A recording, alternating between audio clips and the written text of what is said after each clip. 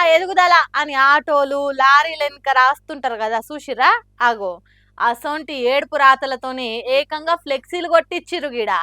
కాకుంటే నీ ఏడుపే మా పార్టీకి ఎదుగుదల లేకుండా చేస్తుందన్నట్టు ఎరైటీగా రాపిచ్చి పెట్టిచ్చిరు.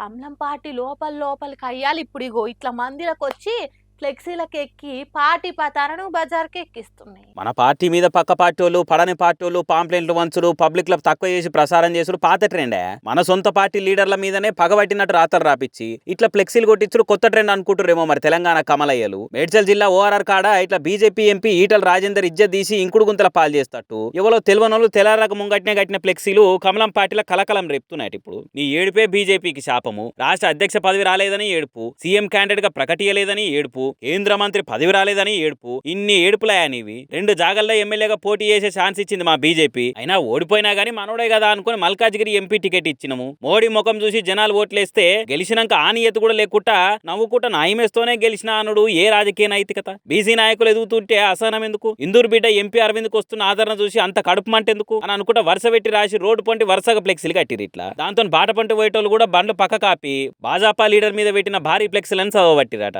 మరి సొంత పార్టీ లీడర్లే ఇటువంటి పని చేయించారని క్లారిటీగా తెలిసిపోతుంది కాబట్టి మీదికెళ్ళి బీజేపీలో ఈటల వర్సెస్ అరవింద్ పంచాయతీ నడుస్తుందన్న టాక్ గట్టినే ఉంది కాబట్టి నిజామాబాద్ ఎంపీ అరవింద్ మీద కూడా నిన్నయాల అనుమానాలు వస్తున్నాయట. బండి సంజయ్ను బర్తరఫ్ చేస్తారని, తెలంగాణకెళ్ళి ఓ బీసీ లీడర్ ను సెంట్రల్ మంత్రిగా చేస్తారని, క్యాబినెట్ లో సీటు కన్ఫర్మ్ కాబోతుందని మస్తు టాక్ వచ్చే వరకలా అయితే వాళ్ళు ఈటలనా అరవింద్ అన్న పుకార్లు కూడా పుట్టేది తిరిగినాయి. మరి ఆయనతో అరవింద్ కు పదవి వస్తుండే వరకలా ఈటల వెనుకపోంటి ఏమైనా రాజకీయాలు చేస్తుందని ధర్మపురి దగ్గర ఫ్యాన్స్ గిట్లా ఇటువంటి ముచ్చట ముంగటేసుకోరనేది తెలియదు. కానీ చూడురి పార్టీ లోపల పంచాయతీలను బయట వేసుకున్నట్లా కయ్యాలు పెట్టుకుని కలిసి ఉండే గుణాన్ని కాట్లే కలుపుట్లా కాంగ్రెస్ వాళ్ళు ఫస్ట్ ఉంటారు అనుకుంటారు అంతా. కానీ మోడీ సార్ మొన్న పట్నం వచ్చి పబ్లిక్ లో సభ పెట్టినాక ఆయనతో తెలంగాణ పువ్వు లీడర్లను దగ్గర పిలిచి పవర్లున్న కాంగ్రెస్ కు పోటీ గట్టిగా అని చెప్తే ఇక్కడి కమలయ్యాలకు ఈ తీరుగా గిట్లా అర్థమయ్యి కాంగ్రెస్ కు కాంపిటీషన్ ఇస్తురా ఏంది అని అనుకుంటా ఫ్లెక్సీ ఫోటోలను షేర్ చేసుకుంటా కామెంట్లు ఇస్తారు. ఇంకోనరిగా పాలిటిక్స్ లా ఎప్పుడు ఏమైనా జరగచ్చు.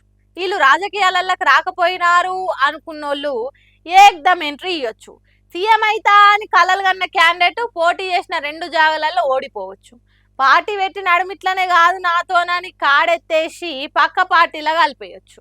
హీరోలు జీరోలు కావచ్చు, సూపర్ స్టార్లు తుస్సు పటాకులు కావచ్చు. అట్లనే అసలు వీళ్ళకి పాలిటిక్స్ తో సంబంధమే లేదు అన్నోళ్ళు కూడా రప్పున రాజకీయాలకు రావచ్చు. ఇగో ఈ ముచ్చట లెక్కనే. ఓ దిక్కు దళపతి విజయ్ కొత్త సీఎంగా పాలనని పరుగులు పెట్టిస్తూట దూసుకుపోతున్నాడు. ఫ్యామిలీ పంచాయతీలున్నా కూడా పట్టించుకోకుండా మనసుకు తీసుకోకుండా పబ్లిక్ కోసం పని చేసుకుంటా పథకాల మీద నజర్ పెడుతున్నాడు. అయితే పనితీరుతోని ఎంత పేరు తెచ్చుకున్నా గానీ అప్పుడప్పుడు ఏదో ఓ పంచాయతీతోని మీదికెళ్ళి మిక్స్ టాకు తెప్పించుకుంటున్నాడు. మొన్న హీరో అజిత్ వాళ్ళ అమ్మ చచ్చిపోతే వాళ్ళ ఇంటికి విజయ్ దెబ్బ దండ పట్టుకొని వచ్చిండు. సీఎం హోదాలో ఆయన వస్తే అదే కాన్వాయ్లో విజయ్ కార్లకెళ్ళి త్రిష దిగొచ్చే వరకలా ఆ ముచ్చట మీద మస్తు మంది తీరొక రకంగా మాట్లాడబట్టిరు. అరే అలకాలు పర్సనల్ గా ఏదని ఉండనిరా ఓ సీఎం కాన్వాయ్లో ఆమెట్లు ఆమెను సర్కార్ కాలాలు తిప్పేటందుకు విజయ్కి జనాలు ఓట్లేసింది అని అనుకుంటా సోషల్ మీడియాలో కామెంట్లు వేస్తున్నారు. మీదికెళ్ళి విజయ్ సీఎం అయినా గానీ సొంత కుటుంబాన్ని దూరం చేసుకున్నాడు, రచ్చ గెలిచిండు కానీ ఇంటే గెలవలేకపోయిండు అనుకుంటా నెగిటివ్ మాటలు కూడా నెత్తికోట అంటున్నారు. ఇగో ఇటువంటి వ్యతిరేక ప్రసారాలనే అస్త్రం చేసుకుందాం అనుకున్న ఆలోచన ఉందట బీజేపీ. ముళ్ళును ముళ్ళుతోనే తీయాలన్నట్టు విజయ్ మాజీ భార్యతోనే రాజకీయంగా చెక్కు పెట్టాలనే ఆలోచనతోనే ఆమెను పార్టీలకు తీసుకుందామన్న ప్లాన్ ఉందట బీజేపీ.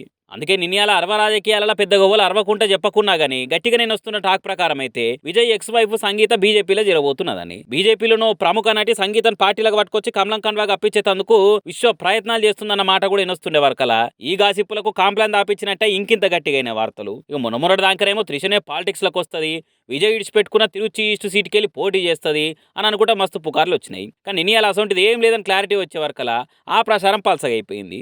ఇప్పుడు విజయ్ భార్యని నేషనల్ పార్టీలకు పట్టుకొచ్చి తమిళనాడులో కమలాన్ని ఇంత ఎగురు పెట్టాలన్న ఆలోచనలో బీజేపీ ఉందనుకుంటా కొత్త పుకారు పురుడు పోసుకున్నది. ఏమో రాజకీయాలు ఎప్పుడు ఏదైనా జరగవచ్చు అని చూసుడా లేకుంటే రోజుకో తిరినొచ్చే వార్తల లెక్కనే ఇదో ముచ్చటనా అనేది చూడాలిగా.